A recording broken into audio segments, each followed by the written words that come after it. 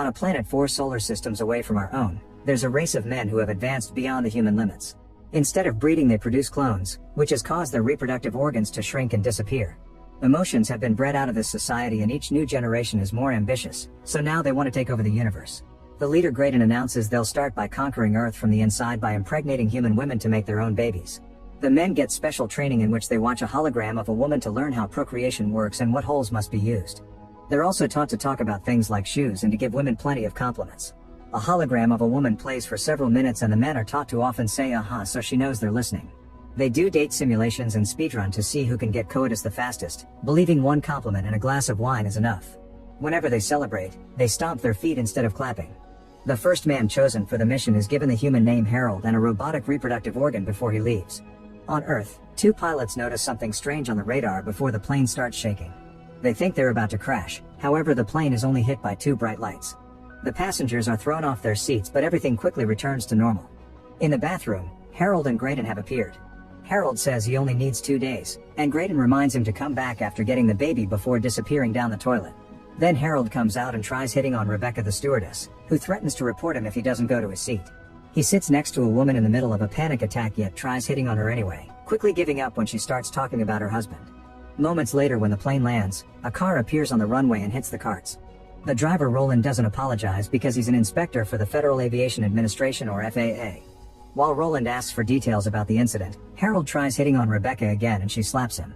On her way out of the airport, Harold tries with another woman that insults him and ignores him, then with a woman asking for donations.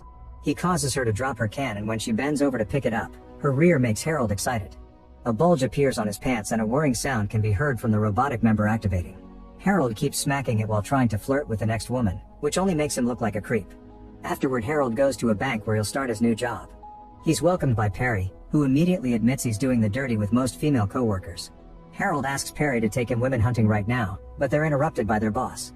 The man is very impressed by the fake recommendation letters the aliens made up, and Perry is already annoyed that Harold is liked more. Meanwhile, Roland keeps paying little attention to his wife's calls, even though she wants him to know she feels neglected. Roland watches a video a man took on the plane during the incident, and he's shocked to see some bright lights before static takes over the screen. After work, Perry takes Harold to a naughty club and he hires a worker. They go to her room to do the dirty, but first she asks him to put on protection. However, the mechanic member sends the rubber flying and the woman cancels the night. The next day, Perry takes Harold to an Alcoholics Anonymous meeting, explaining the women here are easy because they're vulnerable. When Susan takes over the mic to share her story, Harold immediately becomes interested on her. After the meeting, Harold tries to talk to Susan, but he's found by Rebecca first. While they chat, Susan tries leaving only for Perry's car to hit hers. An argument ensues and she demands his insurance information to settle this. Moments later, Harold is trying to do the dirty with Rebecca and she keeps getting annoyed by the whirring sound. They're interrupted by a call from Rebecca's boyfriend, who is a married pilot. Harold makes an inappropriate comment and an angry Rebecca kicks him out. The next morning, Roland eats breakfast in a hurry because he's excited to go to work and keep investigating the incident. His wife thinks he's cheating on her and Roland tries explaining that something supernatural happened with a plane, which she thinks it's a bad lie. At the bank, Harold and all the workers can't stop staring when Helen comes in. Harold gets ready to hit on her, only to learn she's Perry's wife. Then Susan arrives looking for Perry to settle the car bill and Harold tries flirting with her instead. However, Susan quickly realizes he's one of those guys that goes to AA meetings for the vulnerable women and calls him disgusting.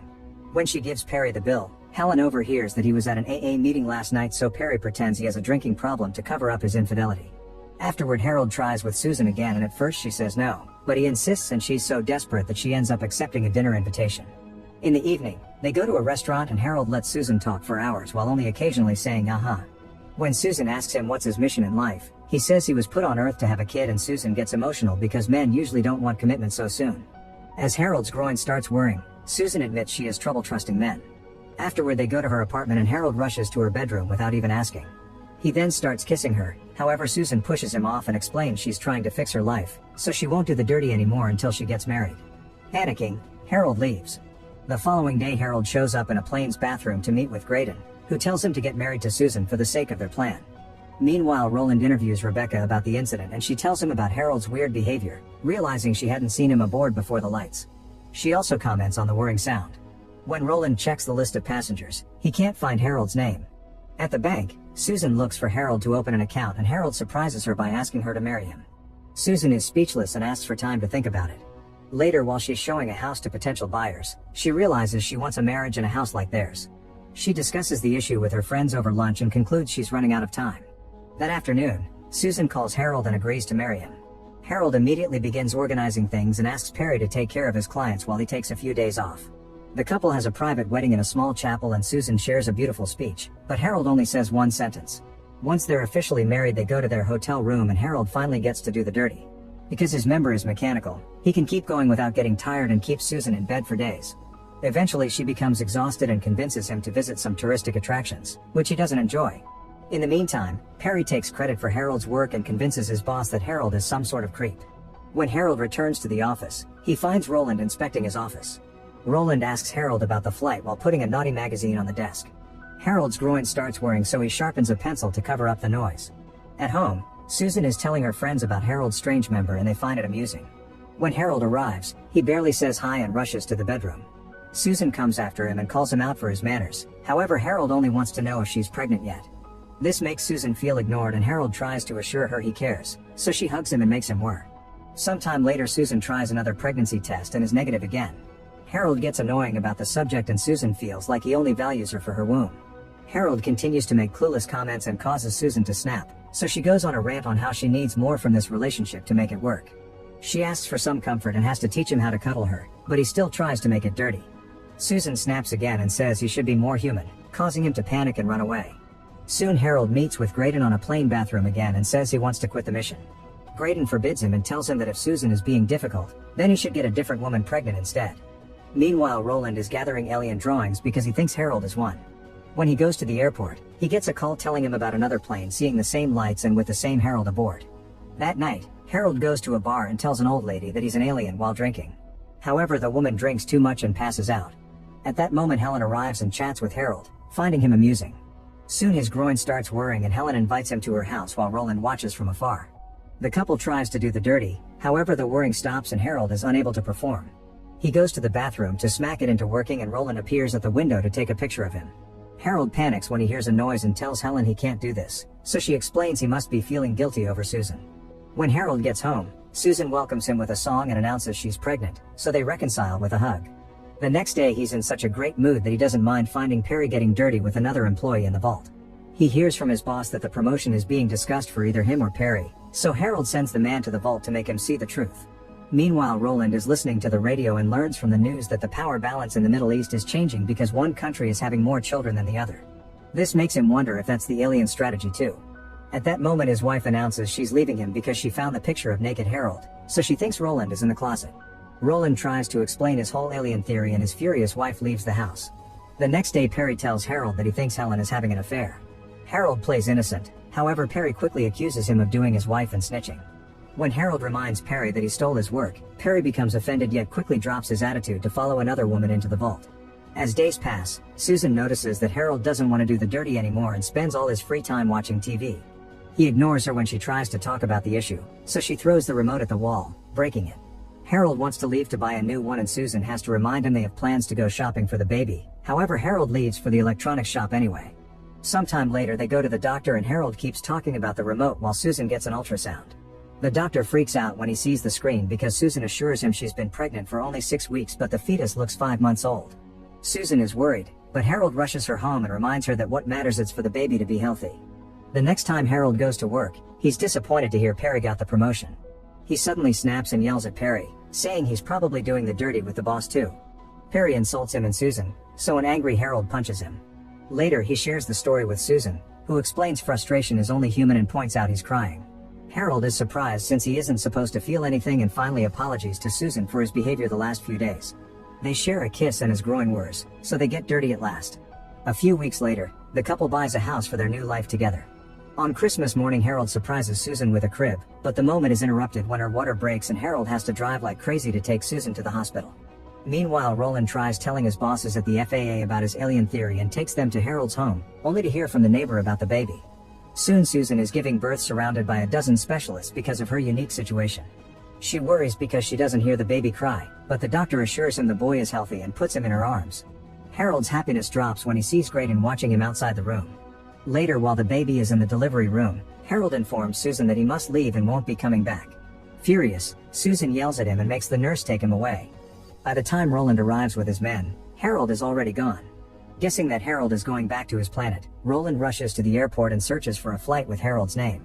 He boards the same plane and tries following him to the bathroom, but a passenger blocks his way. Suddenly the lights hit the plane and make it shake, so when Harold finally reaches the bathroom, Harold is gone again. Afterward his bosses force him to take a sabbatical, saying he's gone crazy. At the hospital, the doctor gives Susan a sedative before dropping bad news: her son has disappeared. On the alien planet, the men are going through a new training program based on Harold's experience. The hologram is now based on Susan, so when Harold has to teach them how to deal with certain situations, he looks at her face and feels guilty. Suddenly he turns the hologram off and tells the men that Earth is full of conflict, but that's a good thing because it helps people learn more about themselves. He also questions why they must conquer Earth and give up emotions, so Graydon orders the guards to drag him away. On his way out, he's shocked to discover the aliens have kidnapped his baby. Afterward Graydon scolds Harold in front of everyone and reveals they've taken care of the woman at the bar because Harold told her he's an alien.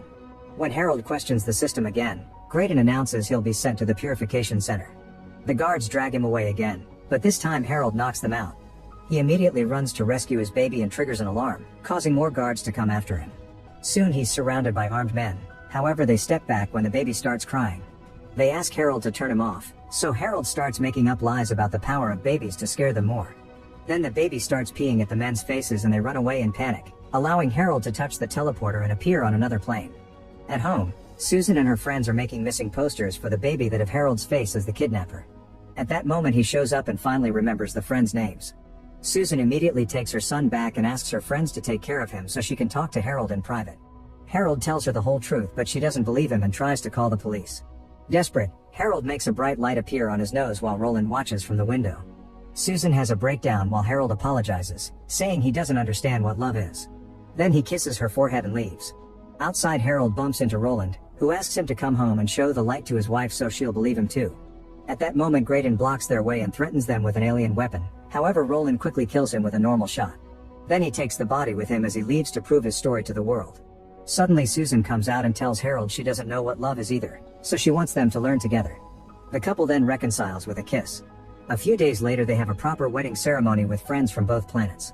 Roland attends with his wife because they're doing better, and Perry is with both his wife and his mistress. This time Harold has prepared some beautiful words for his vows, and the happy kiss causes all the aliens to start worrying. On their way to their honeymoon, Harold announces the aliens want him to be the new leader and proposes to live on the other planet. However, Susan wants the baby to have a normal life and forces him to commute. Make sure to subscribe and turn on notifications so you can watch more videos like this. Thanks for watching.